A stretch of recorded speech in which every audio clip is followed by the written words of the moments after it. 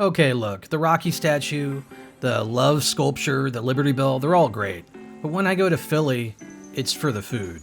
And when it comes to sandwiches that require no less than 15 napkins to eat, the classic Philly cheesesteak reigns supreme. And no, I'm not going on record to tell you what the best in Philly is because, well, one, I haven't tried them all, and two, it always turns into a powder keg of a debate and no one really ever wins. I will say that when it comes to my preference, I like slices over the ground beef texture of a cheesesteak. So yeah, Jim's and D'Alessandro's for the win. But let's talk about getting this epic sandwich into dip form. You would think the Cheese Whiz would be flowing, but sorry purists, I'll be using the other iconic Philadelphia cheese.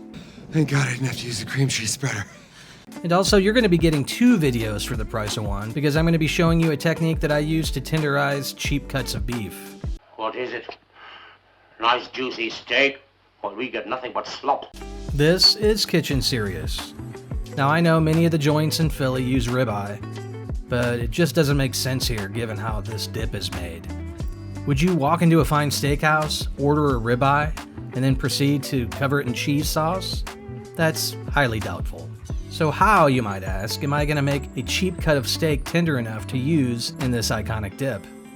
Well, I'm gonna have to science the shit out of this. First off, a common mistake I see with people trying this technique is that they don't wash their meat off before they do this. They only rinse it after. Once they're rinsed and thoroughly dried off, I'm going to add baking soda and salt to each side of these bad boys. Baking soda to tenderize steaks has gotten kind of popular the last couple years, which I find pretty funny because this technique, known as velveting, has been used in Chinese cooking forever. The baking soda raises the pH of the meat surface, making it harder for the proteins to bond. And when the proteins can't bond, the meat stays tender, rather than contracting and getting tougher. Anytime I dry brine, I always do it overnight. Once out, make sure and give it another rinse and blot it with paper towels to dry off the surface as much as possible. The rest is pretty much standard steak cooking 101. Cast iron if you have it, because it does retain heat like a boss. Since these are so thin, I'm going to actually sear them for about 90 seconds a side, or until I see some nice color. Once both sides are seared, pull them off and let them hang out a while we get the rest of the dip ready. As you know, it's important to let the meat rest before you slice into it. We'll start by dicing up a couple bell peppers. Here I'm just going to use a red and a yellow, but you can use whatever color you like. So if you can't get Vidalias, you can opt for a variety called the sweet onion. This one's from Peru. It has a shape and size much like a Vidalia, but since it's not grown in Georgia in a 20-county area, it technically cannot be called Vidalia. So sweet onion it is. Because onions lose so much water volume when you cook them and they caramelize, I'm going to leave them pretty large. So if we take a look at the onion's anatomy, you know they're naturally ringed.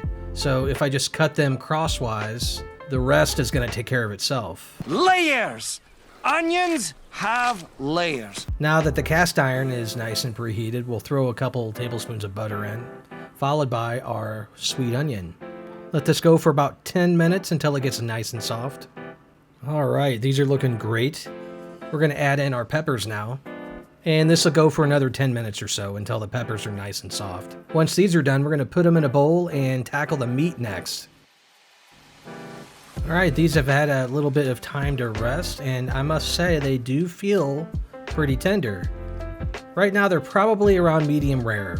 So we're going to cut it into strips so we can add this to our dip in a second. Now, don't get me wrong, cutting through this, I can still tell it's a pretty inexpensive cut of meat. But after a little taste test, I am pleasantly surprised. Score 1 for science. Now I'm just going to turn the pile and cut them into bite-sized pieces, because you definitely want to dig into some steak when you're having this dip. Depending on the cut of beef that you selected for this, you might have some residual fat on the edge, so make sure and get all that trimmed off. Alright, with all this cubed up, we're ready for the next phase. We're going to start with a block of softened cream cheese. To this, we're going to add our pepper and onion mixture, as well as some strips of provolone. Next, you're going to throw in a half a cup of sour cream and give this a thorough stirring. You want to get all this nice and incorporated. And once you do that, it is time for the beef. So we stir in the beef and we head back over to the cast iron. Once all that's in, we're going to finish it off with a little pinwheel of provolone. Alright, we are ready to head to the oven, 350 for 20 minutes. Since we have 20 minutes, let's whip up some crostini, shall we? So this is your standard baguette that you get in any bakery or in the grocery store. I'm going to cut these at an angle and keep the slices at a consistent 1/4 inch each. Any thinner than that, they just kind of flop over in the dip. While you're slicing this up, go ahead and melt a couple tablespoons of butter. And now I'm going to transfer my slices onto a cookie sheet. I'm going to brush a little butter on each one and not get crazy with the seasoning. I've got a 50-50 mix of onion and garlic powder, which is perfect for this. And I'm going to follow that up with a really light dusting of Italian seasoning. At this point, you're ready to take out the dip when it's golden brown on top and has a nice bubble. So replace the dip with your crostini and throw the oven on broil. After about 2 to 3 minutes, it ought to be golden brown and ready to go.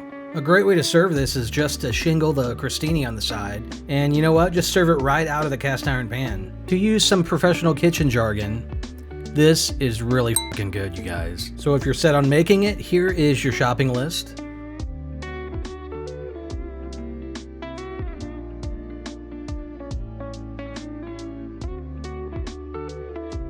Thanks for checking out Kitchen Serious, everybody.